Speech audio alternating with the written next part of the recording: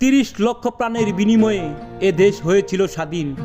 পরাধীনতার শিকল ভেঙে যারা এনে দিয়েছিল বিজয়ের স্বাদ। 16ই ডিসেম্বর এই দিনটিতে বাঙালি জাতির ছিল আনন্দ সীমাহীন। কৃষক, শ্রমিক, তাঁতি, জেলে কেউ থাকেনি সেদিন থেমে।